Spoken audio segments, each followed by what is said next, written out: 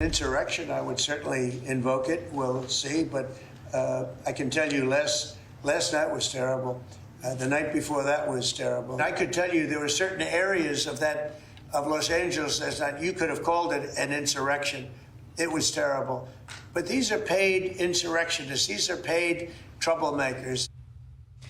President Trump weighs using the Insurrection Act against the violent actors in Los Angeles. But until that potentially happens, Attorney General Pam Bondi says anyone caught assaulting local law enforcement will face additional federal charges. Spit on a federal law enforcement officer, no more. As President Trump said, you spit, we hit. Get ready. If you spit on a federal law enforcement officer, we are going to charge you with a crime federally. You are looking at up to 5 years maximum in prison. The mask won't protect you. Technology is amazing right now. We are tracking you. We will find you, and you will go to jail, and we will prosecute you federally. LA Mayor Karen Bass has talked about how ICE's actions caused this, and essentially she wants them to stop the raids, to stop doing their jobs. We have a federal agency doing their federal work, enforcing federal immigration law, and as Secretary Hegseth says, ICE should be able to do their job, that the National Guard, the Marines are there to protect ICE, to help them get their work done. Meanwhile, we have a mayor. Granted, LA is a great big city, but does she have the power to tell ICE what to do here?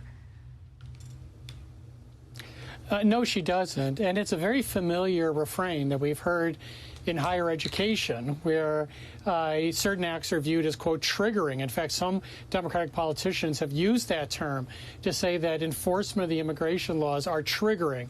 The appearance of federal forces are triggering. And they're blaming unlawful, violent conduct on what is a lawful deployment of federal forces. That obviously is ridiculous. But by bringing in greater federal forces, it does change the dimension here, because it allows for a greater extent of possible federal charges. If you assault federal officials, federal buildings, it's more likely that you are going to be surveilled, that you're going to be caught, and more likely you'll be prosecuted. What we saw in states like Minnesota and Wisconsin is that early charges that were brought in those protests, which involved billions in losses and deaths, were later dropped as in gross in terms of the people who were arrested for violent protests or actions. When we talk about AG Pam Bondi, she's talked about what this means and the desire to protect not just the federal agencies and the agents that are at work, but also locally, the police, where they're on the ground in LA, the police chief has acknowledged that they are overwhelmed and that there is violence on the streets, potentially actions that could lead to someone being killed.